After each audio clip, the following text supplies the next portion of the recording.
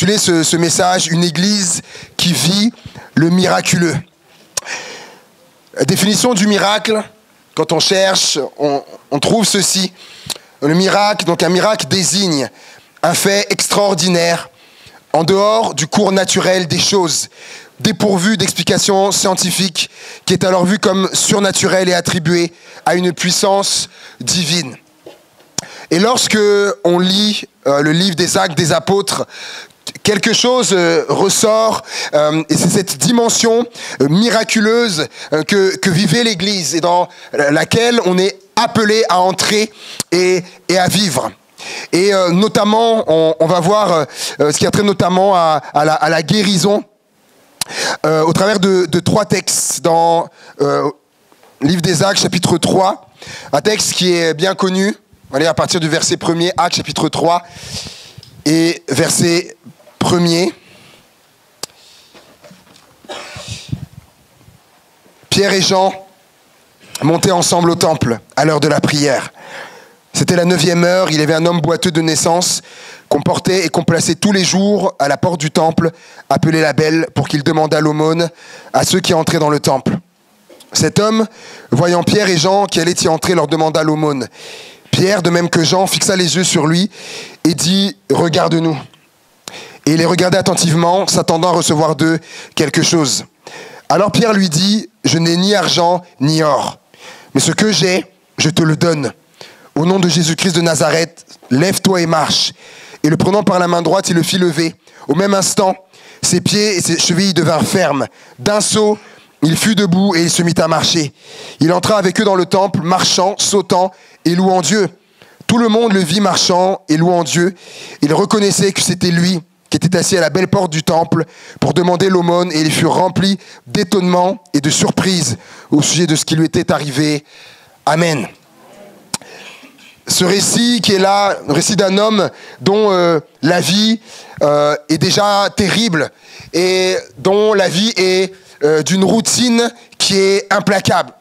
Chaque jour, des gens vont le chercher, le transportent et l'amènent devant la porte du temple pour qu'il fasse la manche, pour qu'il fasse l'aumône. Sa vie est là comme réglée. Chaque jour, c'est la même rengaine qui est là. Et on aurait pu dire déjà même à l'époque, sans connaître la fin de l'histoire que nous on a, on aurait été à son époque, on l'aurait vu, on aurait côtoyé, on aurait pu dire que le destin de cet homme, il est scellé. Il est scellé avec ce qu'il vit. À cette époque-là en plus, quelle possibilité a-t-il de voir sa situation s'améliorer ? Boiteux de naissance, chaque jour dans cette situation-là, quelle possibilité a-t-il à moins, bien sûr, d'un miracle ? Et voilà que Pierre et Jean vont au temple pour prier, nous dit le texte.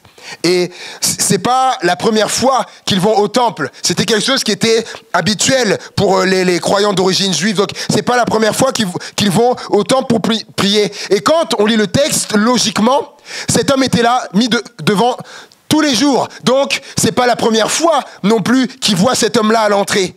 Et on pourrait se dire, ils l'ont dit, et même certainement on peut se dire que certainement il leur avait déjà demandé l'aumône, peut-être, en voyant les gens rentrer dans le temple, et certainement qu'ils avaient dû déjà peut-être voir sa main tendue là, ou demander l'aumône. Mais voilà, ce jour-là, ce jour n'est pas comme les autres jours. Pierre, de même que Jean, le texte dit, fixe les regards sur lui, et Pierre lui dit, regarde-nous, regarde-nous. J'aimerais dire à quelqu'un, nous, ce matin, là, que le Seigneur a les regards fixés sur nous. A les regards fixés sur nous, sur une situation dans lesquelles nous sommes. Et peut-être pour certains, on n'est peut-être pas boiteux comme il est là physiquement, mais on peut se sentir comme boiteux spirituellement, boiteux de différentes manières. Et le Seigneur nous interpelle ce matin et nous appelle à regarder à lui. Comme Pierre a dit, regarde-nous, regarde-nous. Et d'ailleurs, il y a ce texte dans la parole de Dieu qui dit, dans les psaumes, qui dit, mais d'où me viendra le secours ? Je lève les yeux vers les montagnes. De qui me vient le secours? Le secours me vient de l'Éternel qui a fait les cieux et la terre. Mon regard c'est vers le Seigneur que je dois le tourner. S'attendant à recevoir de quelque chose, bien sûr, de l'argent, bien évidemment. Et certainement, il devait se dire, attendez, chaque jour, il devait y avoir des gens, peut-être comme aujourd'hui, peut-être des gens qui lui laissaient une petite pièce, peut-être, mais d'autres aussi qui passaient, qui rentraient, qui ressortaient. Et là, c'est pas tous les jours, c'est pas commun que la personne s'arrête, le gars est là, impotent, mendiant, où les gens le fixent et lui disent « Regarde-nous ». Et il a dû se dire « Ah, c'est sûr, on m'interpelle, ah, je vais recevoir quelque chose. Ils me demandent de fixer les regards sur eux, je vais recevoir quelque chose, je vais avoir de l'argent. » Et Pierre, bien sûr, qui perçoit ça, va lui dire tout de suite hein, « Nous n'avons ni argent ni or. » Mais, j'aime bien les mais de la Bible. Je n'ai ni argent ni or, mais ce que j'ai, je te le donne. Au nom de Jésus-Christ de Nazareth, lève-toi et marche. Lève-toi et marche. Et j'aimerais dire ceci, que nous aussi, nous avons plus que de l'argent et de l'or. Nous avons Jésus.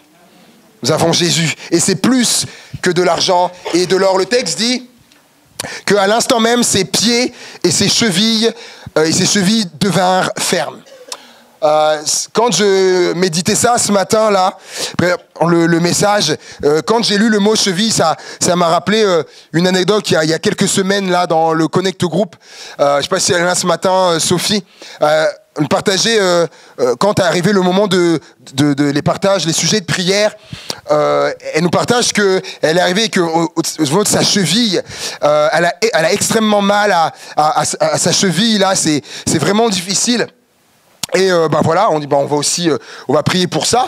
Donc on prie pour ça, le temps se passe, on échange, on partage la parole de Dieu, etc.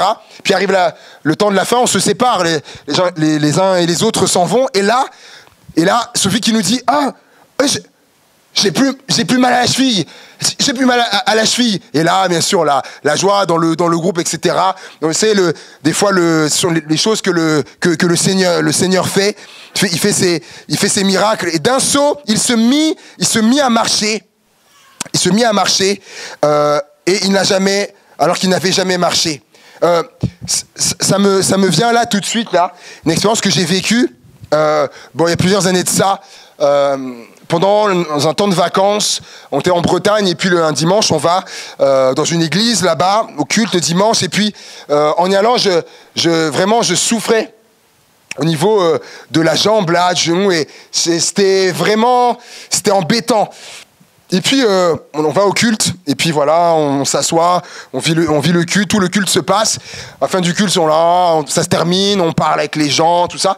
Et puis on rentre. C'était dans la maison de ma belle-mère, on rentre. Et puis voilà, on mange, tout ça. Jusqu'à un moment donné, cette pensée qui dit, mais, et ta jambe? Et là, purée, c'est vrai. J'ai plus mal. J'ai Seigneur, mais merci Seigneur pour ça. C'est la première fois que je vivais quelque chose comme ça. Vraiment de tangible. Et c'est quelque chose qui m'a marqué jusqu'à aujourd'hui.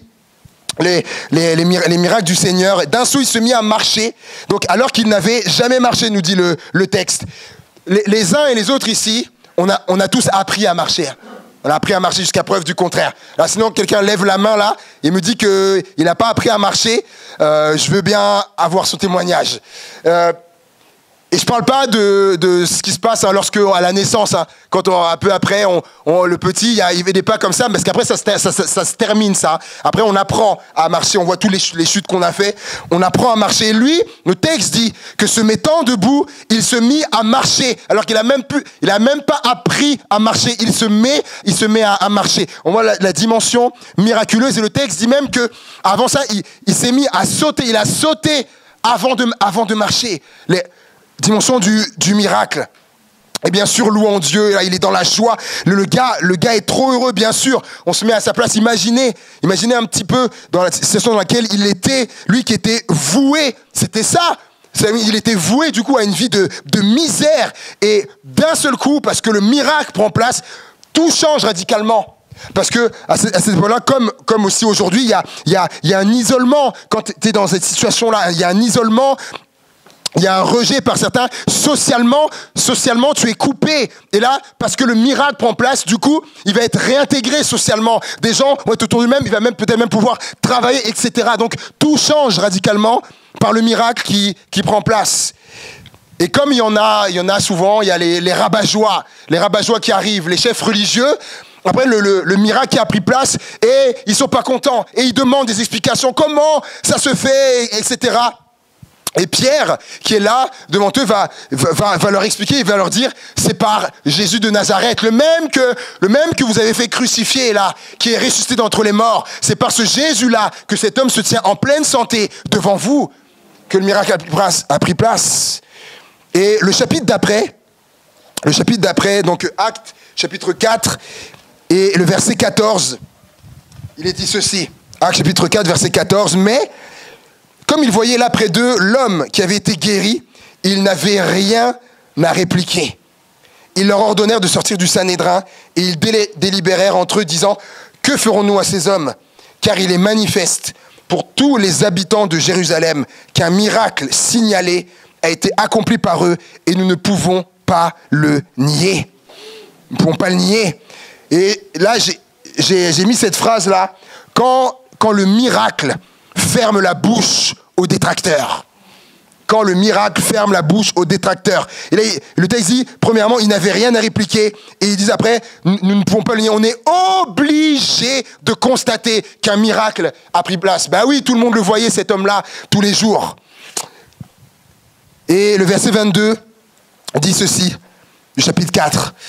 Car l'homme qui avait été l'objet de cette guérison miraculeuse était âgé de plus de 40 ans. Donc, pourquoi il y a cette précision-là ?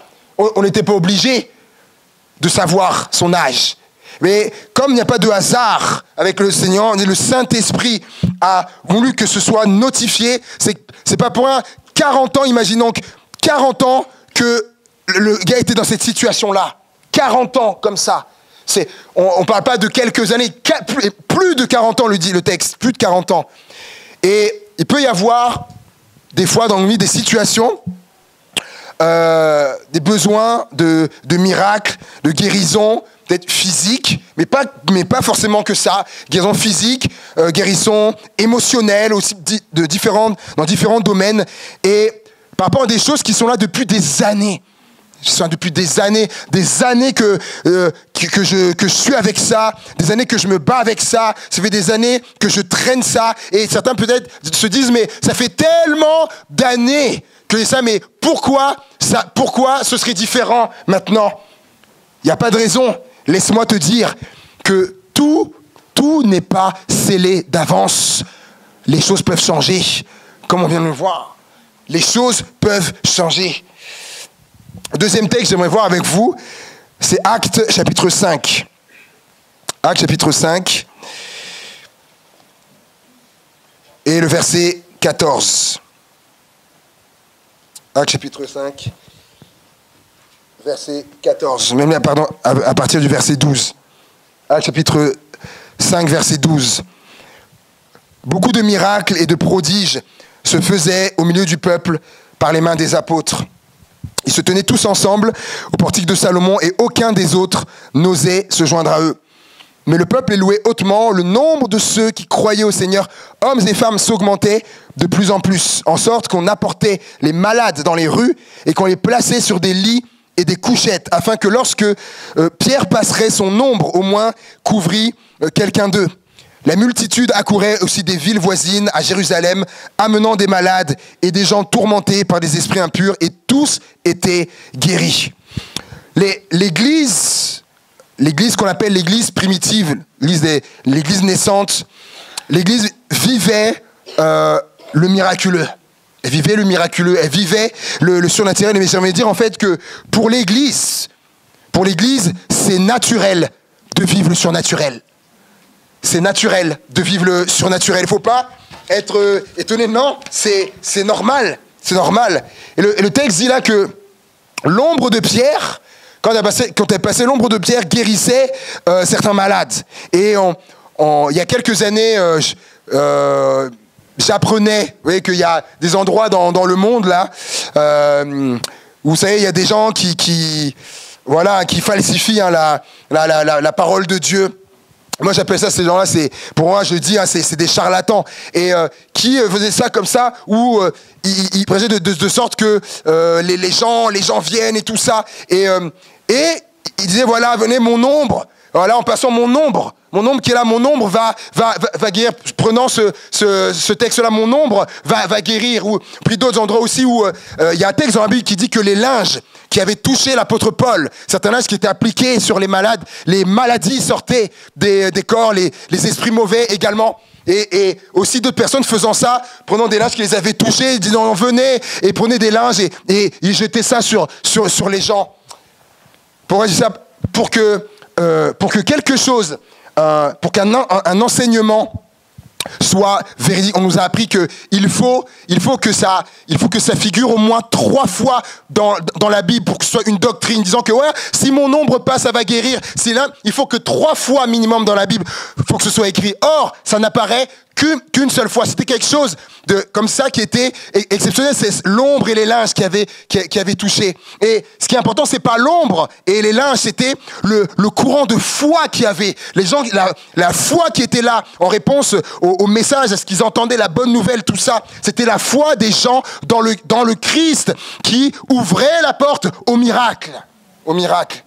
Et lorsque la foi est là, et ben le miracle aussi, et moi aussi vient. Et on peut vivre des choses de cette nature-là.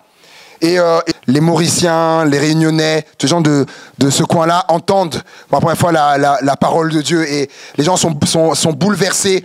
La foi est là et des dizaines, c'est les récits authentiques qui le relatent, des dizaines et des dizaines. Ça amène du coup à des centaines de miracles prennent place. Et en fait, ce qu'il veut là, comme il le dit, lui, il a pas cherché ça. Les gens connaissent pas Jésus à ce moment-là et les miracles sont là. Les gens veulent le toucher. Il y a même des témoignages qui disent que quand justement la voiture passait, des gens qui étaient malades, touchant la voiture, les gens étaient guéris. Et là encore, c'est pas la voiture qui a guéri, c'est la foi qu'ils avaient dans la bonne nouvelle. Et ça, c'est moi, on voyait ça, c'est 1967. Et la thématique qu'on va avoir durant ces 3 jours de jeûne et prière, c'est miracle pour aujourd'hui. Pour aujourd'hui. Parce qu'encore, en 2019, on vit des choses. Et ceux qui n'étaient pas là au premier culte, il y a une jeune chrétienne qui s'appelle Nadia, qui sont arrivés d'Afrique du Sud avec son mari. Elle a donné un témoignage, quelque chose qu'elle a expérimenté. Une guérison en priant pour quelqu'un, une personne qui avait une jambe plus courte que l'autre. Et je connais, elle était ici, c'était Inessa, et je connais. Et elle-même, Inessa, qui a reçu la bénédiction, qui est au Canada maintenant, lui a envoyé le témoignage qu'elle-même, un jour, a prié pour quelqu'un et a vécu également la même chose. Donc aujourd'hui, des choses se font et je pense que pendant le temps de jeûne et prière aussi, je lui demanderai aussi de donner un autre témoignage qu'elle a, qui est vraiment fort, qu'elle a vécu ici à Amiens. Avec celle qui garde ses chiens, qu'elle a un miracle, et je pense que je lui demanderai de témoigner de ça. Le 3e et dernier texte, c'est Actes chapitre 14. Actes chapitre 14, verset 1er.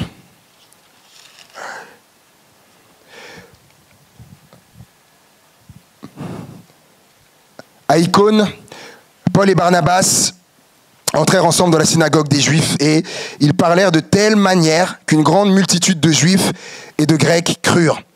Mais ceux des Juifs qui ne crurent point excitèrent et agitèrent les esprits des païens contre les frères. Ils restèrent cependant assez longtemps à Icône, parlant avec assurance, appuyés sur le Seigneur, qui rendait témoignage à la parole de sa grâce et permettait qu'il se fît par leurs mains des prodiges et des miracles.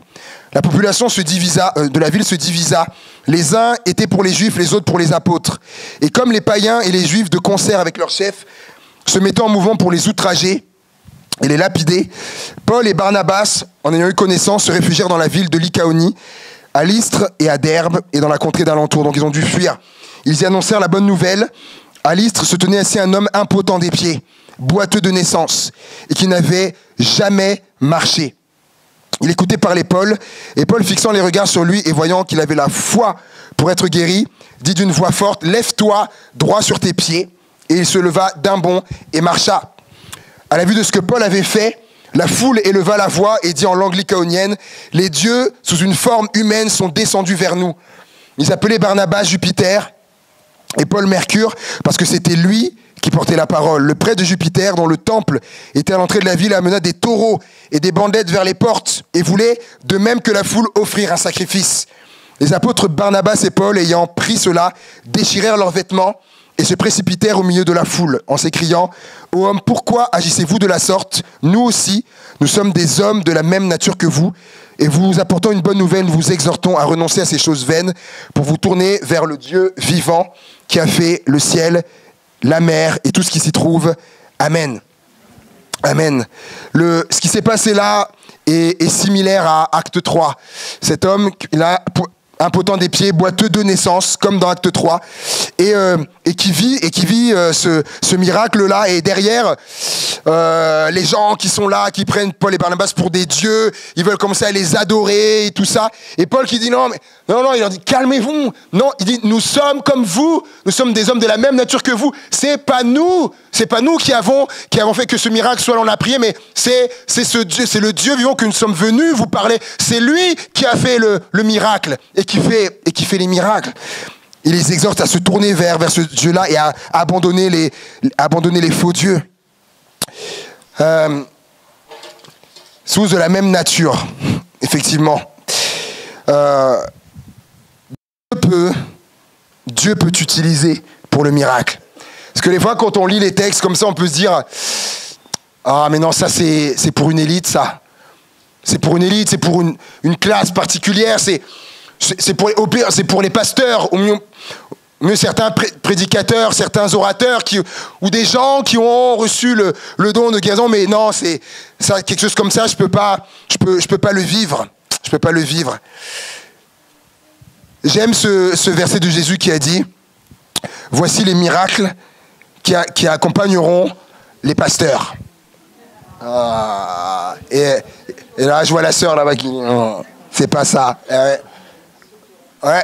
Voici les miracles qui accompagneront ceux qui auront cru. Et sauf erreur, il y a pas que les pasteurs, orateurs, il n'y a pas qu'eux qui ont cru. Tous ceux qui auront cru. Voici les miracles qui accompagneront. Ils parleront de nouvelles langues, même s'ils boivent des breuvages mortels, il ne sera fait aucun mal. Ils marcheront même sur les scorpions, etc. Et ils imposeront les mains aux malades. Les malades seront guéris. Les témoignages qu'on a entendus, qu'on entendra aussi cette semaine. Et j'aime à dire aussi, je vais aussi donner ce détail-là, parce que pendant longtemps, autant on a dit que c'était, voilà, que les gens pensaient que c'était pour une classe élite ou quoi, non. Ou même, on entendait que c'était les hommes. C'était les hommes qui étaient désignés pour vivre les choses comme ça. Et maintenant, par le témoignage que je vous ai donné tout à l'heure et qu'on entendra encore, et je vous donnais ce témoignage d'une amie qui s'appelle Sandrine. Et lorsque elle est venue à la foi, peu de temps après, elle a été baptisée du Saint-Esprit, par les nouvelles langues, tout ça. Et un soir d'une réunion où, comme il va y avoir ces 3 prochains jours là, elle est là pendant cette réunion et puis dans son cœur là, il y a cette pensée, va prier pour le prénom d'un frère qui s'appelle Joao, va prier pour lui et pour son genou gauche. Et là, quand c'est là dans son esprit, bon, elle se dit, non, ça doit être moi. Ça doit être moi, là. Puis elle se remet dans la réunion. Et puis, ça part pas. Ça revient, cette pensée. Va prier pour son genou gauche. Et là, elle commence à se dire, là, ça y est, je suis folle. Elle dit, là, je suis folle, je commence à perdre la tête, là. Et puis, c'est tellement fort, elle explique que c'est tellement fort qu'à un moment donné, elle est comme poussée de sa chaise.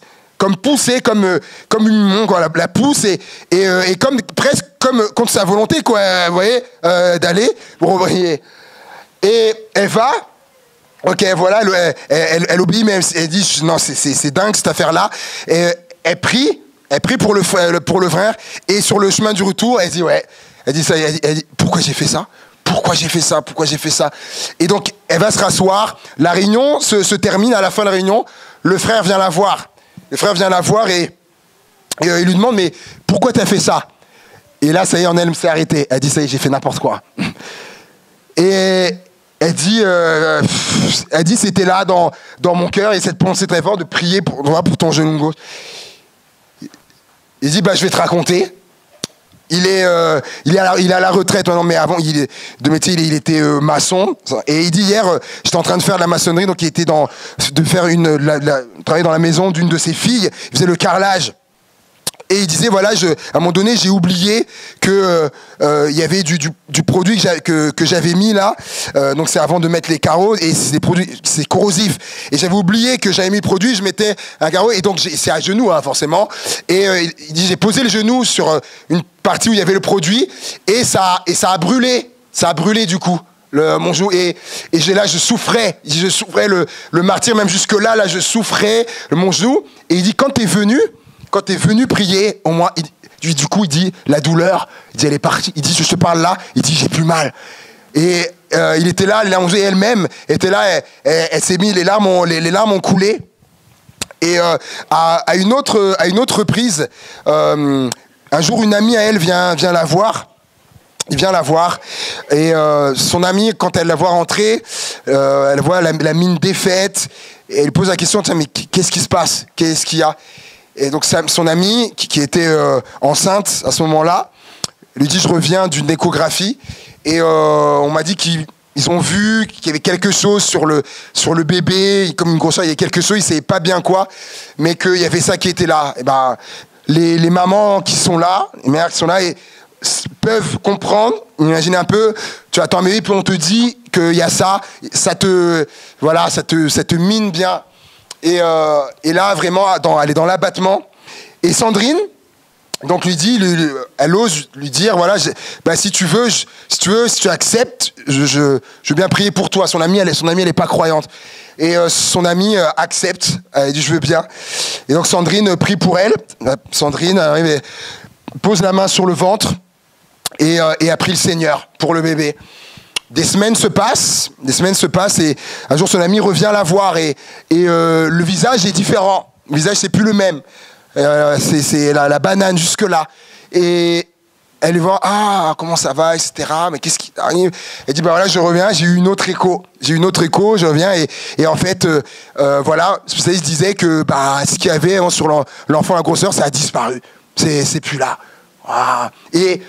Et là, la joie que Sandrine avait, et là, je rétorque même à un courant religieux, même je dis évangélique, qui dit et qui prône que les miracles qui sont faits dans les actes des apôtres étaient pour le temps des actes des apôtres. Et genre, au point final du livre des actes, ça s'est arrêté là, les miracles. Et moi, je dis non, comme d'autres disent non. La preuve, ça a continué. Et ce serait à l'envers de ce que Jésus a dit. Ce que j'ai fait là, les miracles, vous ferez aussi. Et Jésus a dit, vous en ferez même de plus grandes aussi.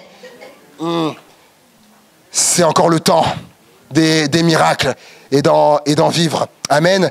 Et pour ça, terminer avec ça, que tu peux vivre les miracles et Dieu peut t'utiliser pour le miracle aussi. Amen.